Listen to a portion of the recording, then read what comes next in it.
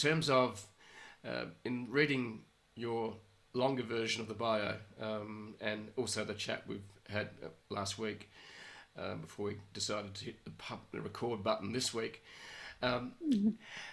So how did the journey into being an entrepreneur happen with Bokashi?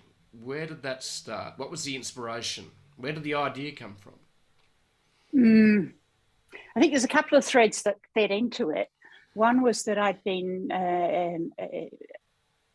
just to set the scenario, this was 15 years ago now, and I was living in Sweden in the countryside, basically, in a small house with fields and lakes and woods and animals all around me, and I was growing my own vegetables, and it was, the small peaceful life that everyone dreams about.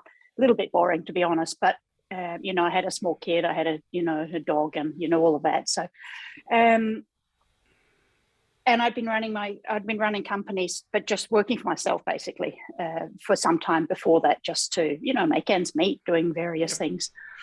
But living in the countryside and growing food, and I had terrible soil, and I wanted to grow vegetables, and it was in me quite deep. It was sort of embedded in my fingertips that I wanted to grow stuff. So I first realized that I had to make the soil because the soil wasn't working. And I did that, but it takes a long time to learn all of this, as any gardener will tell you. You try things and you learn.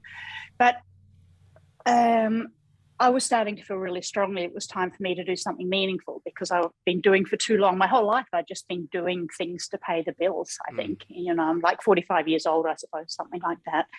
And I'd just been doing stuff to pay the bills and never actually really been that motivated by what I was doing. And I felt like it was time to do something that spoke to me on a deeper level. But I had some other chaos in my life, and I went out and I walked a bit across Spain. I walked on the Camino de Santiago. It's a 800-kilometer walk, which was fantastic.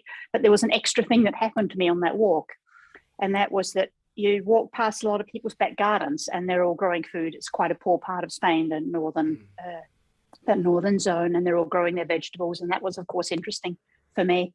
But I found myself really getting into the soil, like really looking at what soil they had and how they were, just smelling it, feeling it, all of that. I'm a gardener, but I just couldn't get rid of this, And I came back home with this feeling like, man, what was that all about? It was a really cool trip, et cetera, et cetera. But there's something going on with this soil thing, like, what is it? What's the message? Should I drop everything and be a farmer? I already live in the countryside, not such a big step.